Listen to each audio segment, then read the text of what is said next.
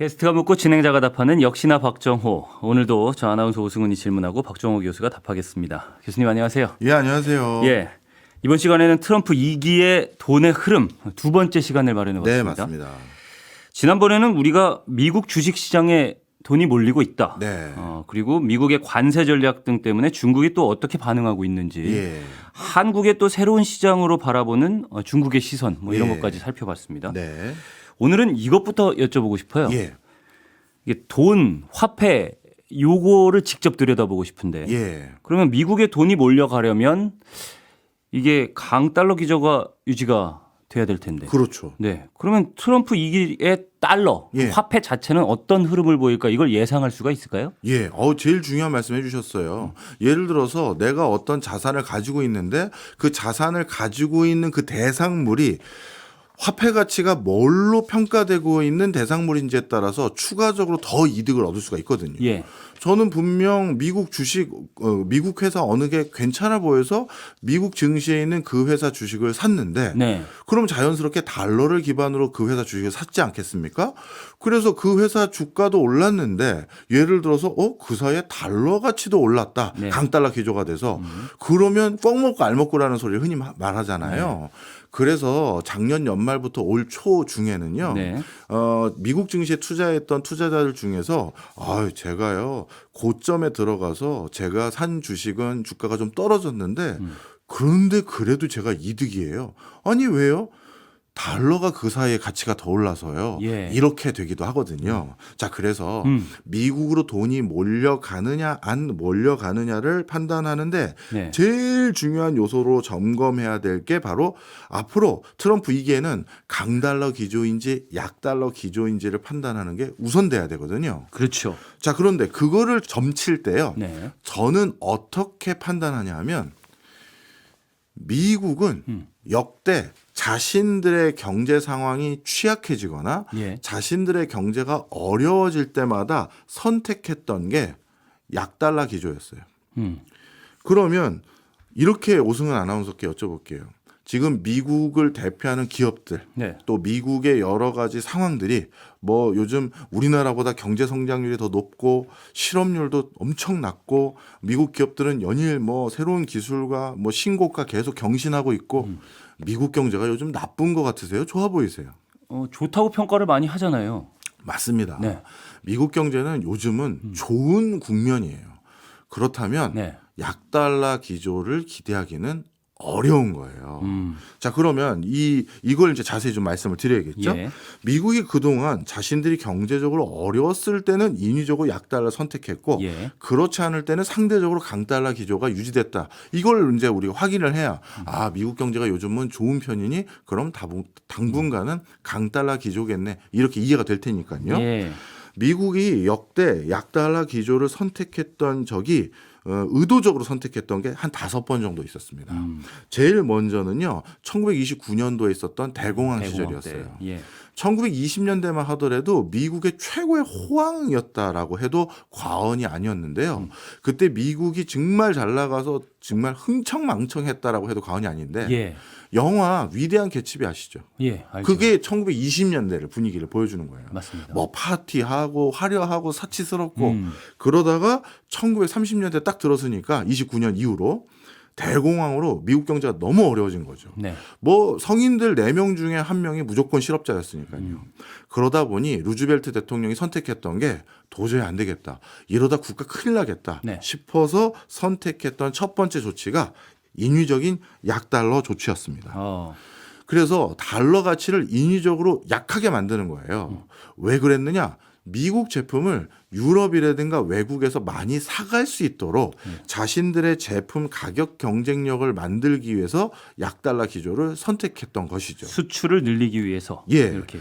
그리고 어쩔 수 없이 그때 누구도 투자를 안 하고 누굴 고용도 안 하니까 네. 정부가 어쩔 수 없이 재정 지출로 직접 공공일자리 제공하고 공공사업을 해야 되지 않겠습니까? 예. 그러다 보니 또 돈이 풀리게도 됐고 그러다 자연스럽게 달러가 많이 풀리니까 약달러 기조가 돼버린 거죠. 네. 그런데 이때 그러면 우리 아르헨티나라든가 베네수엘라라든가 그 뒤에 한참 뒤에 많은 국가들이 경기 어렵다고 돈 왕창 풀었더니만 자국 화폐 가치가 휴지 조각됐던 나라들 많이 보셨잖아요. 그렇죠. 그래서 이 당시 1930년대 미국에서는요. 루즈벨트 대통령이 야, 미국에서 이런 법안을 통과시켰다고 할 정도로 이례적인 법안을 하나 통과시켰는데 네. 개인이 금을 소유하는 걸 금지시켰어요. 네. 그때만 해도 금본위제였잖아요. 예, 화폐가. 맞습니다. 예. 그래서 어찌 보면 머지않아 금본위제를 우리가 이제 탈퇴하겠다, 금본위제를 포기하겠다라는 시그널을 했던 거죠. 전 세계적으로 미국이 저렇게 달러를 계속 풀고 이러다 보니 쟤네들 화폐 가치 막 떨어지는 거 아니야? 라는 우려 때문에 미국 경제 시스템 전체가 부실화될 수도 있잖아요. 예. 그래서 자신들이 아무리 금을 좀 푼다 하더라도 하방을 막는다고 제가 표현을 많이 하는데 네. 우린 나름대로 금은 가지고 있습니다. 지급할 수 있어요. 이런 어떤 근거를 만들어야 되다 보니 많은 민간 어떤 주체들에게 금은 개인이 소유하는 거 아닙니다. 일단 정부에 다 가지고 있는 금 다 주세요. 네. 저희가 얼마에 사드리겠습니다. 해서 금을 전부 사재끼기 시작했어요. 그렇군요. 그리고 개인들이 달러 가치가 떨어지니까 자꾸 금을 더 사재끼 하려고 할 생각이 있고 예. 그리고 금을 몰래 밀수로 들여와서 팔면 돈이 된다는 생각 때문에 금이 더 귀해질 거 아니겠어요? 금은 안정자산이 그때나 지금이나 마찬가지예요. 그렇죠. 그래서 금을 이렇게 국가에 환수하는데 참여하지 않고 몰래 가지고 있고 매매하는 사람들은 그 당시 10년 이하의 징역을 어마어마한 거죠. 예. 이렇게 해서 하방을 막는 대신 그래도 달러 약세를 선택했던 거예요. 그 다음에 언제가 또 있었냐 하면요. 바로 1970년대 초반입니다. 네. 이 1970년대 초반에 전 세계 많은 국가들이 의구심이 있는 거예요. 베트남 전쟁을 계속하는 미국 엄청난 재정 적자에 계속 휩싸이고 있다고 하는데 그리고 냉전에 군비 경쟁하면서 또 냉전에 소련의 편을 들지 못하게 하기 위해서 많은 국가에게 또 원조도 많이 해줬고 예. 쟤네들 저렇게 달러 많이 뿌려대고 있는데 분명 달러는 갖다 주면 미국에 갖다 주면 금으로 바꿔주기로 약속했잖아요. 네. 그런데 이거 진짜 쟤네 바꿔줄 수 있는 거야? 의구심이 있는 거죠. 금보다 돈이 더 많이 풀렸으니까 그렇죠. 하는 의심이죠. 그래서 그때부터 슬슬 반골 기질이 높아졌던 프랑스가 네. 한번 시험 삼아 미국을 찾아갔어요. 그럼 잔뜩 짊어지고 가서 달러 가져왔어요. 금 주세요. 한 거예요. 그랬더니만 그 당시 닉슨 대통령이 솔직히 말씀드릴게요. 이제 못 바꿔드려요. 얘기를 한 거예요. 그래서 금태환 중지를 선언합니다. 예. 그게 그때 또 난리가 났어요. 그래서 전 세계 경제가 한 2년 정말 뭐 뒤숭숭해지고 불확실성이 높아졌는데 그리고 나서 미국의 달러 가치가 급격히 훼손될 뿐만 아니라 전 세계 경제가 어려워졌지 않겠습니까? 네. 그때 미국이 선택한 또 방법은 달러 가치를 금과 못 바꿔주지만 그래도 우리는 견실한 가치가 있습니다 하면서 강달러 기조를 선택한 게 아니라 예. 솔직히 자기 상황에 대해서 스스로 인정한 거예요. 이거 우리 부채도 너무 많아졌고 경제적 상황도 어려워졌다. 그래서 약달러 선택하자라고 해서 그 당시 약달러를 선택하기 위해서 어떻게 했냐면요. 대표적으로 미국은 시장 경제를 지향하는 국가라고 스스로 맨날 얘기하지만 예. 뭐 그렇지 않아요. 요즘도 그렇지 않은 거 보여주고 있지만 일본을 찾아갑니다. 대표적으로 그때 전 세계 그 교역국들 중에서 비중이 높았던 나라인 일본을 찾아가서 그 당시 환율이 1달러에 360엔이었는데 네. 이거를 1달러에 260엔으로 낮추자. 그러니까 쉽게 말해 엔화 가치를 절상해달라. 엔화 가치를 비싸게 하고 우리 달러 가치를 떨어뜨려 주는데 협조해라. 네. 이렇게 요청을 합니다. 이렇게 주요 몇 개국에게 그런 걸 요청을 해서 그 당시에도 미국 경제가 어려워지는 걸 극복하기 위해서 약달러를 선택해요. 네. 그런데 또 이렇게 되면 이제 달러 가치 유실되는 거 아니야? 이 생각이 있으면서 달러 가치가 너무 푹 떨어지는 걸 또 막기 위해서 어느 정도 시점 지난 다음에 뭘 또 선택하느냐? 페트로 달러라고 해서 석유 살려면 네. 이제 무조건 달러 있어야 된다. 이걸 만들어 놓는 거죠. 그러니까 석유는 달러로만 거래할 수 있다. 그렇죠. 예. 금하고 고정 비율로 바꿔주는 건 달러가 못하지만 반드시 석유 살 땐 달러 있어야 된다 하면서 또 하방을 어느 정도 막는 일을 또 한 거예요. 네. 하나 더 남았는데요. 예. 플라자 합의입니다. 이건 1980년대 또 미국 경제가 어려웠거든요. 예. 그때 그걸 극복하기 위해서 G5개국, G5 국가들을 뉴욕에 있는 플라자 호텔에 불러다가 각각의 국가들의 화폐 가치를 절상하게 유도하고 예. 그리고 그 과정에서 미국 달러 가치가 상대적으로 평가 절하되게 결정을 하는데요. 예. 이때 평균적으로 전 세계에서 달러 가치가 한 3분의 1 정도 평가되게 되었어요. 그러다 보니 정리를 이렇게 쭉 하다 보면 네. 아시겠지만 미국 경제가 어려울 때마다 미국은 항상 약달러를 선택했어요. 예. 그런데 코로나19 어떻게 됐느냐? 미국 경제가 훨씬 튼튼해져 버렸어요. 원래는 미국의 달러 가치가 약화될 요인이 코로나19였거든요. 예. 대표적으로 글로벌 금융위기 이후 코로나19 기간 동안 위기 극복하겠다고 미 연준에서 유동성을 공급한 비율이 10배 가까이 늘었어요. 예. 그러니까 제가 궁금한 게 그 부분이에요. 사실 네. 코로나19에 대해서는 코로나19를 대응하는 과정에서 양적 완화라고 불리는 화폐를 많이 뿌려대는 네. 그런 정책을 취했는데 화폐가 많이 풀리면 방금 말씀하셨던 1900 대공황이라든지 1970년대라든지 80년대라든지 이때처럼 많이 풀리면 자연적으로 약화되는 경향도 있잖아요. 네. 달러가. 그럼에도 불구하고 방금 말씀하신 강달러 기조가 있었다라고 말씀을 하시니까 네. 경제가 좋아졌다 이렇게 평가를 하시니까 예. 이 부분은 살짝 설명이 필요한 부분 같습니다. 예, 말씀을 드릴게요. 원래 이렇게 유동성을 10배 가까이 공급하면 당연히 달러 가치가 희석돼서 달러 가치가 떨어져야 되는데 그렇죠. 이 코로나19라는 이 위기는 미국만의 위기가 아니라 전 세계 위기였거든요. 네.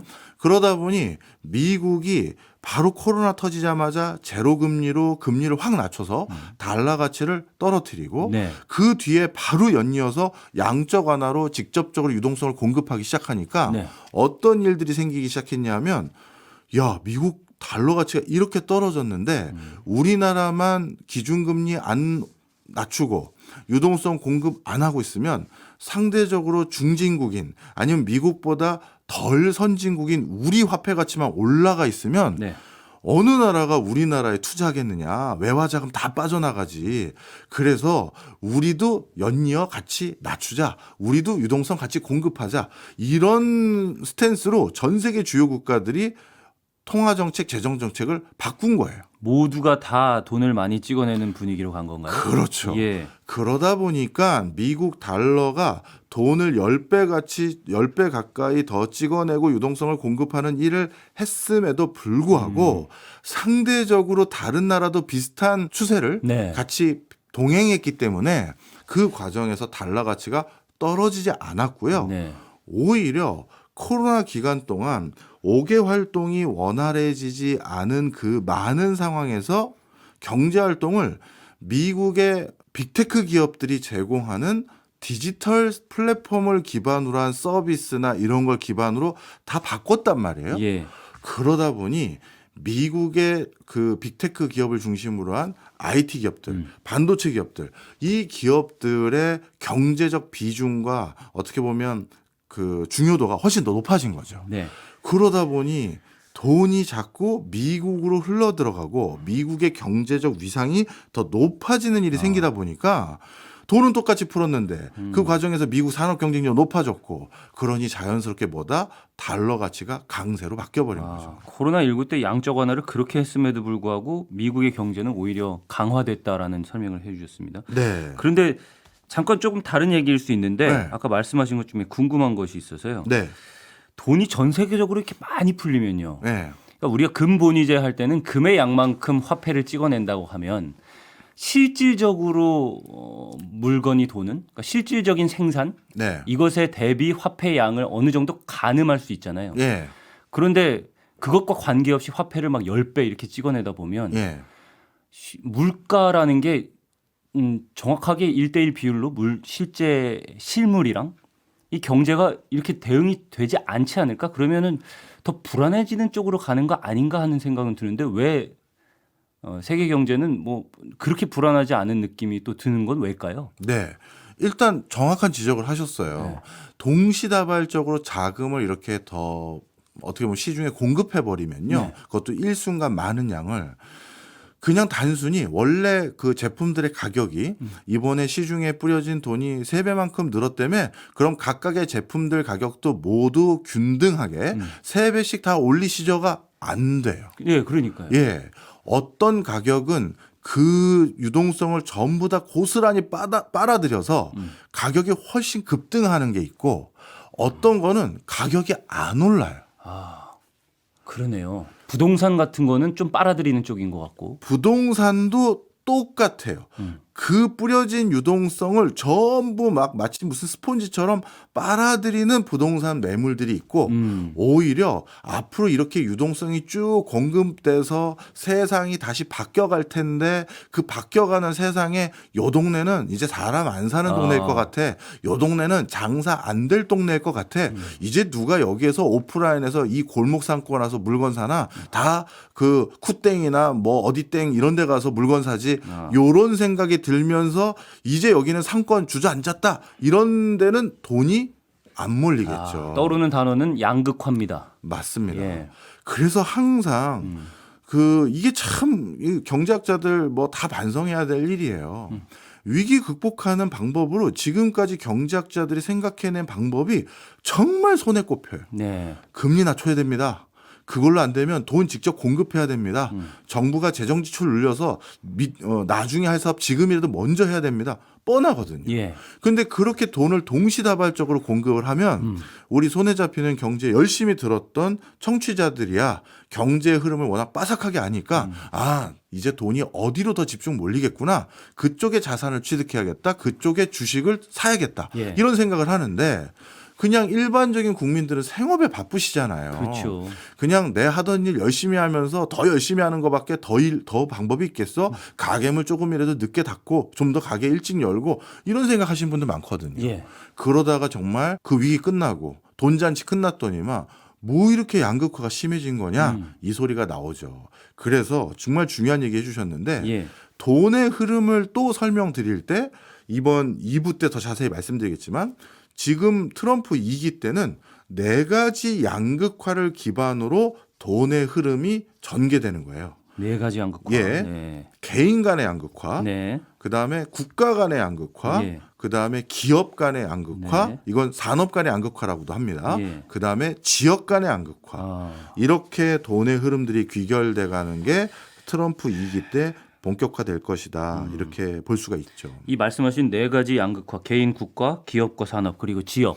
이 양극화는 어쩌면 돈이 많이 풀렸기 때문에 네. 경제를 좀 극복하고자 하는 욕심에서 뭔가 이렇게 구체적이고 자세하게 면밀히 분석해서 미래를 잘 설계하는 게 아니라 일단 당장 네. 풀어보자 하는 쪽에서 그런 방식을 택한 것이 이런 부작용으로 나타나고 네. 있다라는 말씀이시고요. 그래서 이번에도 아마 2025년도 우리나라 경제가 좀 어렵잖아요. 네. 그래서 대규모 추경하자 이런 논의들이 많이 있어요. 아. 저도 그거 해야 된다라고 생각하는 상황에 더 가까워요. 정말 경제가 안 좋거든요. 예. 그런데 이거는 뭐 더 많은 저 같은 사람이 할 수 있는 건 아니고 세계적인 석학들이 새로운 대안을 발명해내기 전까지는 이렇게 대규모 또 유동성 공급하는 방식의 경기 대응책을 또 할 수밖에 없는데요.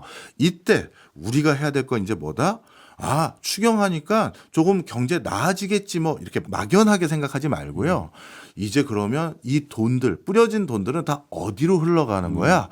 거기에 먼저 또아리를 틀고 거기서 기다리면서 내가 상대적으로 빈곤화되는 예. 소득이 좀 떨어지는 그런 일을 막기 위한 노력을 굉장히 면밀히 해야 될 시점인 거죠.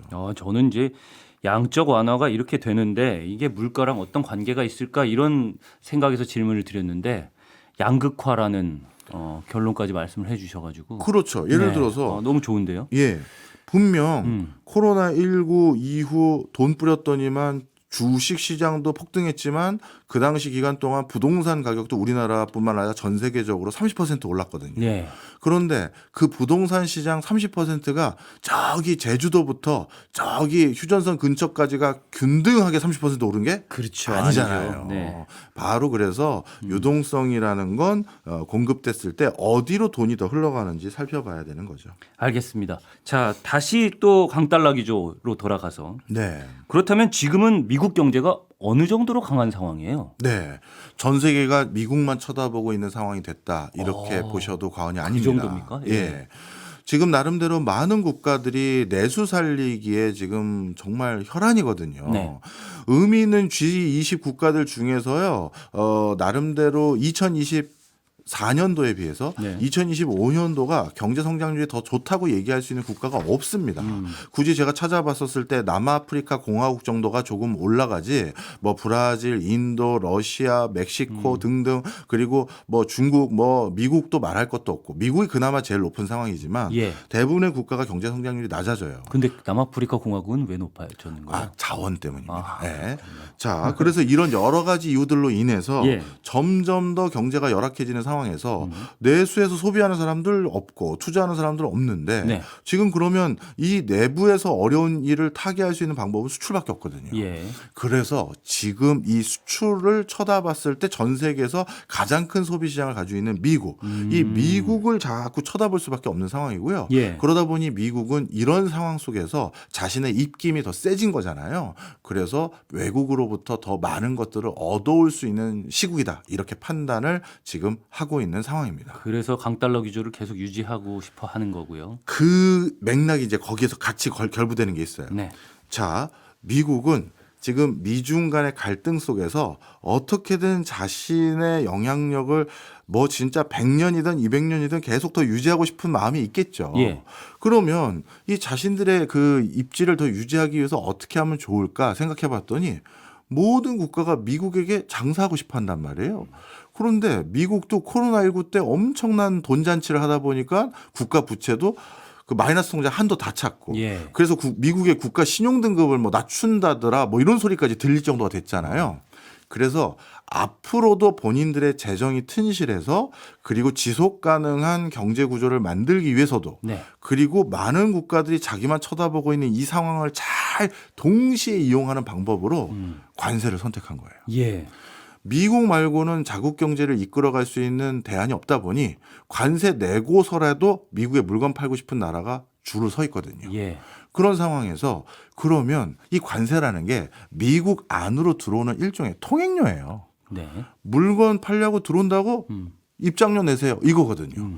그러니 이 입장료만 잘 걷어도 나름대로 미국의 재정 부담되는 거 많이 털 수 있겠네? 예. 그럼 나중에 미국이 더 부유하고 곳간에도 곡물이 두둑한 부자 나라 이런 소리가 들으면 더 패권이 오랫동안 유지될 수도 있잖아요. 그래서 관세를 부과하기로 결정을 했는데 이 관세를 또 부과하려면 반드시 같이 유지돼야 되는 게 또 강달러예요. 왜 그러냐?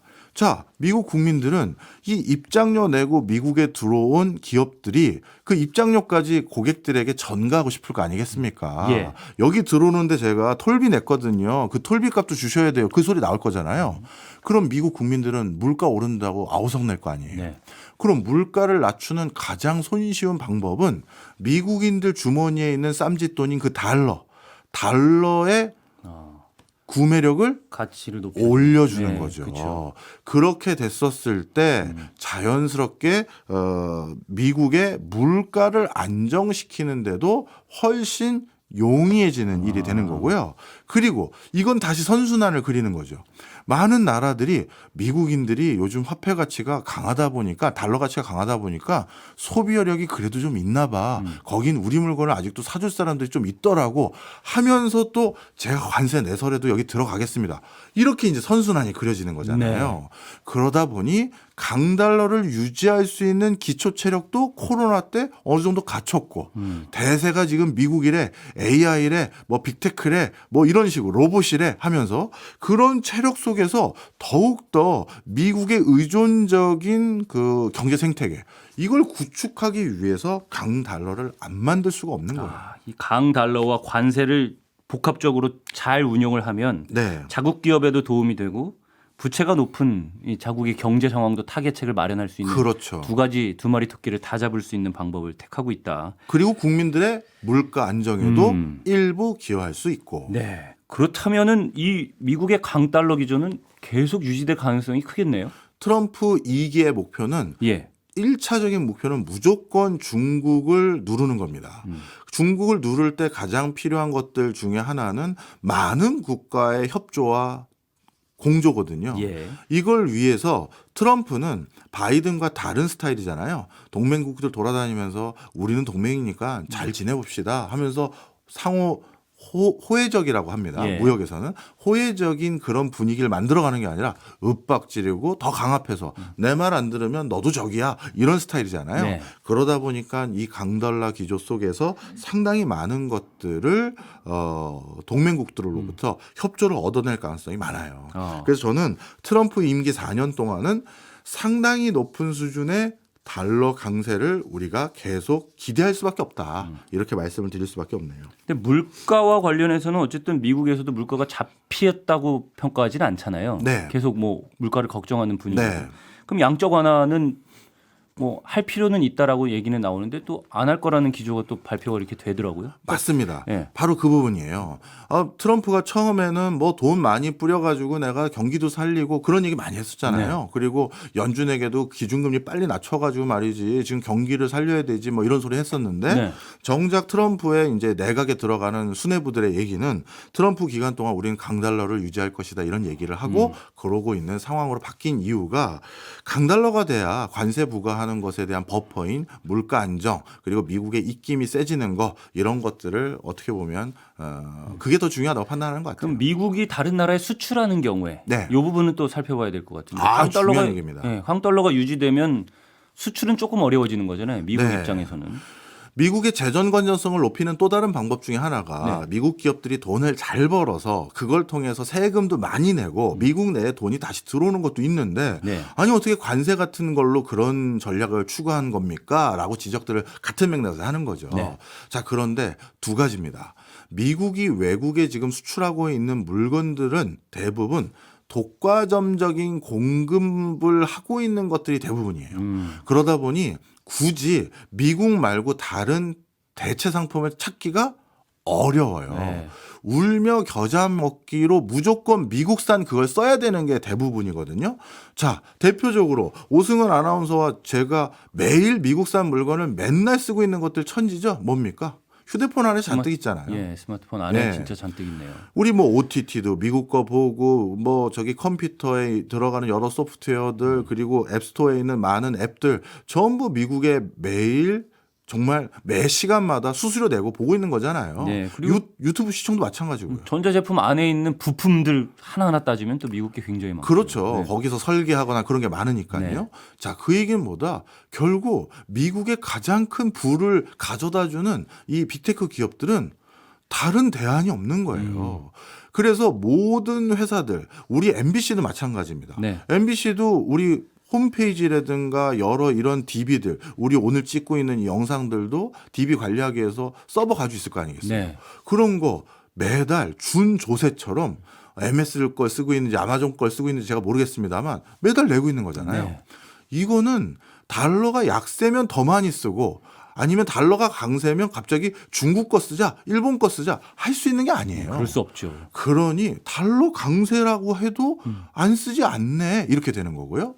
그다음 두 번째 미국이 꽉 잡고 있는 게 전 세계 곡물 시장이잖아요. 예. 어디서 또 곡물을 많이 구할 거냐는 거예요. 그잖아요. 이미 가격 경쟁력도 미국 곡물이 제일 높은 수준이고 그다음에 또 전 세계 1등 산유국 중에 하나가 또 미국이고 예. 이런 여러 가지 요소들로 인해서 미국이 공급하는 물건은 대부분 독점 또는 과점에 해당되는 것이기 때문에 강달러를 유지한다 하더라도 미국 제품들에 대한 어떤 뭐랄까요 수출이 덜 일어나진 않는다고요. 또 하나 제일 중요한 거. 예. 미국이 만든 이 엄청난 강달러를 유지해도 괜찮게 만든 가장 중요한 경제의 근간은 IP예요. 변호사님이니까 아시잖아요. 예. 지식재산권. 예.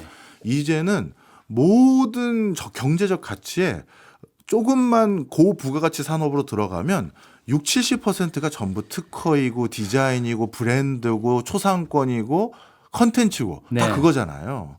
그러다 보니 이거는 무조건 내야 되는 이것도 준조세다 보니 강달러를 선택 안 할 이유가 없는 거죠. 그렇군요. 좀 이해가 됩니다. 왜냐하면 떠오르는 것들이 몇 가지가 있는데 네. 농산물 말씀하셨잖아요. 네. 그러니까 미국의 유명한 뭐 몬산토라든지 뭐 이런 유명한 농업 기업들은 그렇게 판다고 그러더라고요. 그러니까 씨앗을 뿌려서 열매를 맺으면 그 열매가 맺은 것들은 다시 씨앗을 만들 수 없는 맞습니다. 예. 그런 유전자를 만들어 가지고 네. 그런 농산물들을 공급한다고 그러는데 계속 네. 씨앗을 사게끔 만들 수밖에 없는. 그렇죠. 지식재산권도 마찬가지입니다. 요즘에 크리스마스가 되면 예전에는 저 어렸을 때만 해도 거리에 내내 캐롤이 계속 들렸는데 그렇네요. 예, 이제는 들을 수가 없잖아요. 그렇네요. 거리 걸어 다니면서. 네. 다 지식재산권 때문인 거거든요. 그렇네요, 진짜. 그러니까 앉아서 계속 돈을 벌어들일 수 있는 그 구조를 탄탄하게 미국이 만들어 놨구나 이런 생각이 또 갑자기 드는데요. 그러니까요. 그래서 우리가 외화 이제 줄이려면요. 외화 나가는 걸 줄이려면 크리스마스 캐롤은 옛날에 심영래 크리스마스 캐롤 있잖아요. 영구와 땡칠이. 그거 틀고 OTT 그 자꾸 거기서 보지 말고 우리 MBC가 투자한 그 뭐 플랫폼 있잖아요. 네. 그런 데서 좀 보고 하지 않으면 우리도 모르는 사이에 달러가 일상생활에서 더 필요한 구조로 코로나19 기간 동안 바뀌어버린 거예요. 그러니까요. 그러다 보니 강달러는 미국의 수출에 별반 영향 없다. 별 영향이 없다. 그렇군요. 그렇다면 전 세계적으로 자금은 계속 미국으로 이제 몰릴 수밖에 없는 분위기다. 아까 말씀하신 대로 전체적으로 그런데 전 세계적으로 미국은 어쨌든 돈이 몰릴 수밖에 없는 분위기다. 이건 계속 유지되겠네요. 그럼요. 강달러라는 건 미국에 뭔가 돈을 투자했을 때 그게 부동산이든 주식이든 간에 거기에서 그 매매 차익도 얻을 수가 있지만 네. 시세 차익도 얻을 수 있지만 환 차익마저도 기대할 수 있는 요소가 된다라는 것 때문에 예. 많은 자금이 트럼프 이기 때 미국으로 쏠려갈 거예요. 여기서 혹시 오해하실까 봐 요즘 유튜브를 끝까지 안 보시는 분들이 너무 많아서 중간에 말씀을 드리면 네. 그렇다고 제가 달러 가치가 지금 우리가 1달러에 지금 1,450원을 내외로 움직이고 있지 않습니까? 예. 이게 1,500원 이상까지 올라간다라는 얘기는 아닙니다. 제가 말씀드린 강달러 기조라는 것은 네. 예전처럼 우리가 1,100원, 1,200원 때는 이제 기대하기 진짜 어려워진 세상이고 다시 내려가기는 좀 어려울 거다. 그리고 1,300원대로 안착하는 거 초반대 1,300원 초반도 안착하기가 야 트럼프 2기 때 이게 가능할까 생각할 정도로 지금 강달러 기조가 상당히 유지될 걸로 보이고 예. 그래서 저는 오히려 우리나라 환율대가 1,300원 후반대에서 1,400원 초반대에 상당히 오랜 기간 안착하고 고착화될 가능성이 많다. 그러니까 지금 기준으로 더 올라갑니다는 아니에요. 하지만 옛날에 비해선 상당히 높은 선에서 뭐 높이 찍으면 1,450원 살짝 넘나들었다가 다시 1,400원대 초반으로 좀 내려앉고 요런 선에서 안착할 것으로 보여지는 게 아니 교수님 이렇게 강달러 기조가 계속된다고 말씀해 놓으시곤 지금의 환율보다 조금 낮춰 잡는 이유는 뭡니까? 라고 하실 때요. 일단 첫 번째로는 지금 환율에는 한은에서도 집계한 개량적인 집계로 얘기했습니다만 우리 내부적인 정치적 리스크가 얹어진 게 있죠. 예. 그것 때문에 한 30원 정도 더 비싼 환율이 비싸졌어요. 예. 그러면 그것도 우리 상반기에 어떤 형태로든 다시 해결이 될 거 아니겠습니까? 예, 뭐 탄핵 국면이 끝나면. 예. 그러면 뭐 헌재에서 어느 결정이든 나올 테니까요. 예. 그러면 그 리스크는 일단 없어질 거고요. 그리고 미국에서도 여러 가지 이유들로 인해서 지금 기준금리보다 더 높아지진 않고 적어도 올해 안에 한두 차례 정도는 더 낮아질 가능성이 많단 말이에요. 예. 그럼 우리나라와 미국의 기준금리 차이가 좁아지거나 아니면 미국의 기준금리가 너무 높다라는 것에 대한 부담도 일부 완화할 수 있는 여지가 많이 있는 것이죠.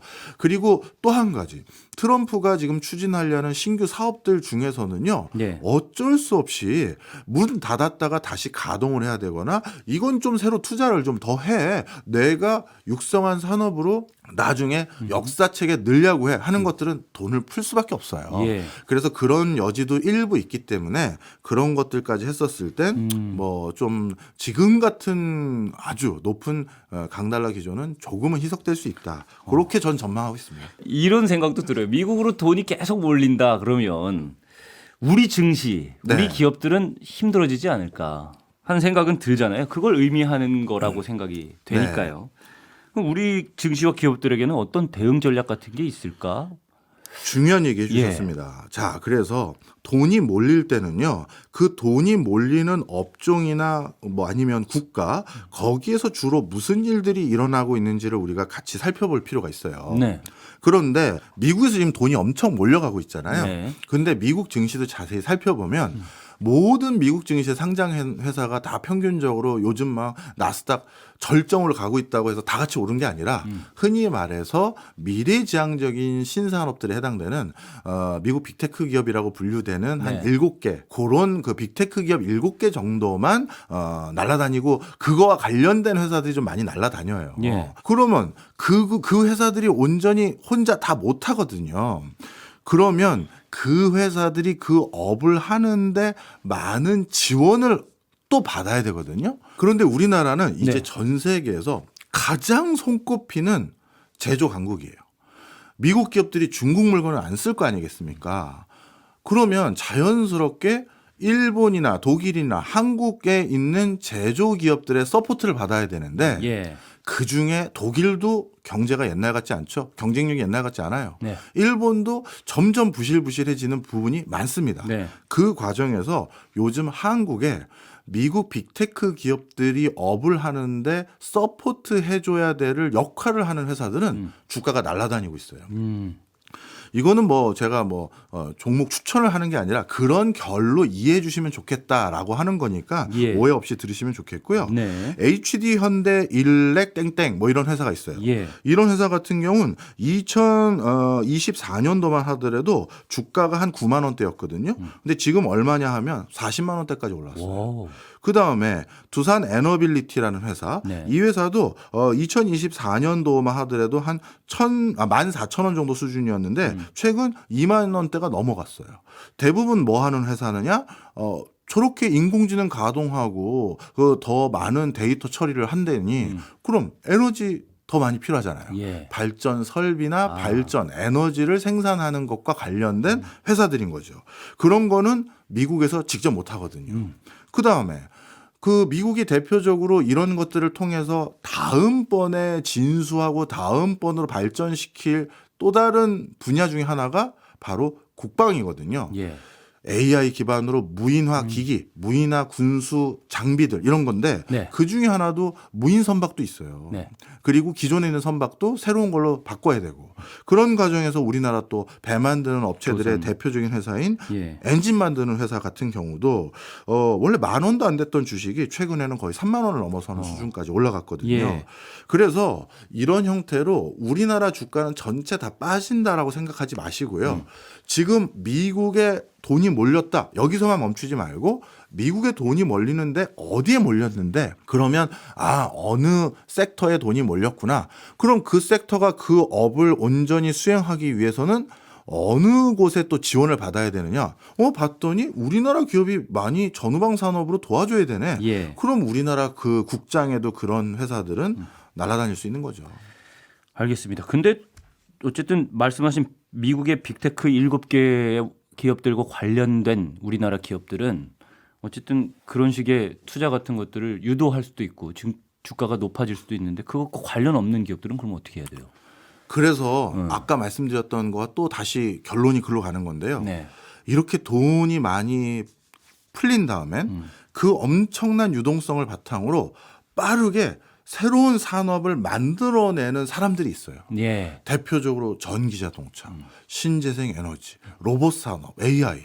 이 코로나19 때 진짜 갑자기 돈이 10배 가까이 쏟아져 나오니 야, 나 기술이 있었는데 아니면 아이디어 있었는데 이 돈 투자 받아가지고 빨리 이걸 서비스하자, 제품하자 이런 데가 있겠죠. 그러면 그런 쪽으로 돈이 몰려가고요. 예. 그래서 거기는 뭔가 그게 실제 구현되기 시작합니다.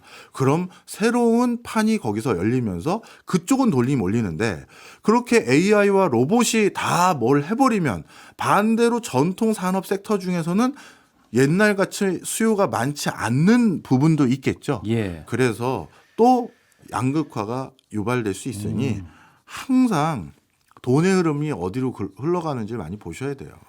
알겠습니다. 세상은 정말 빠르게 변화하고 있고 그 어느 때보다 빨라진 것 같아요. 그러니까 그 변화에 좀 민감하게 반응하고 기업들도 변화를 추구해야 된다 이런 말씀을 좀 이해를 해보겠습니다. 마지막으로 이 부분을 네. 말씀드릴게요. 달러 패권이라고 우리가 얘기하는 이 미국의 달러를 중심으로 한 경제, 세계 경제에 대한 영향력 이 부분은 중국이 지금 치고 올라온다고는 했는데도 아직은 견고한 느낌이긴 합니다. 언제까지 지속이 될 거라고 예상하세요? 상당 기간 지속될 것 같아요. 왜냐하면 두 가지 부분에서 미국이 확실히 여전히 패권을 유지하고 있어요. 하나는 네. 스스로 선택한 바이든 행정부 때는 신재생 에너지를 기반으로 한 것으로 빠르게 전환해보자 그랬는데 아니다. 미국은 1등 산유국으로 에너지 패권을 더욱더 연장할 수 있는데 왜 스스로 우리가 가진 에너지 패권을 내려놓느냐. 그래서 석유로 다시 회귀하려는 그런 모습을 지금 추진하고 있죠. 예. 그래서 그런 걸로 인한 힘이 여전하고요. 그다음 두 번째는 현실 공간이 아니라 디지털 공간에서의 패권은 절대 우위를 가지고 있어요. 예. 그리고 AI까지도 미국이 점유함으로써 그 상황이 계속 이어질 것 같아요. 웹에서 앱에서 AI까지 네. 이 두 개가 계속 유지되는 한 달러 패권이 크게 흔들릴 일은 없는 거고요. 예. 그렇다고 계속 더 높아진다는 건 아니고요. 많은 국가들이 이 달러 패권에 반세기 이상 동안 불평불만이 많았어요. 대표적으로 유럽 국가들 있지 않습니까? 예. 유럽 국가들의 중앙은행들이 도대체 자신들의 국부를 뭘로 저장 관리해 왔는지를 보면요. 놀라운 게 있어요. 네. 미 국채를 사서 자신들의 국부를 저장 관리하면 미 국채는 조금이라도 이자라도 받을 수 있잖아요. 네. 그런데 독일, 프랑스, 이탈리아 대부분 중앙은행에서 관리하는 자금 중에 70% 가까이가 예. 금이에요. 어. 달러 형태의 자산인 미 국채 사서 이자 받을 수 있는데도 그걸 보기 싫은 거예요. 아, 그거는 그냥 미국을 견제하고 싶은 마음 뭐 이런 것 때문인 그렇죠. 건가요? 최대한 순수하게? 네, 달러 말고 다른 것의 가치를 더 실현시켜 보고 싶은 마음들이 투영된 거고요. 일본 정도가 극단적으로 달러 비중이 금 비중이 5%가 안 돼요. 한 네. 3% 내외예요.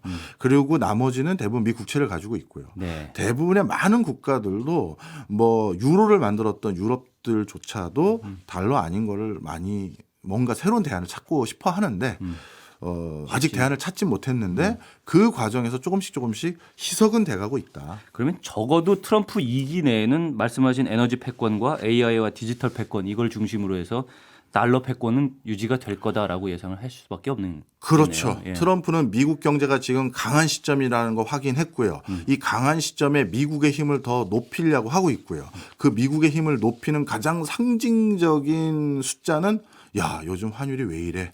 달러 왜 이렇게 비싸? 이걸 만드는 거거든요. 그래서 그런 것들이 맞물려 있을 것 같습니다. 예. 오늘은 미국으로 흘러드는 돈의 흐름, 달러 강세에 대해서 얘기 나눠봤는데 어떻게 들으셨나 모르겠습니다. 굉장히 저는 흥미롭게 들었습니다. 저는 이제 달러 창만 쳐다보고 있겠네요.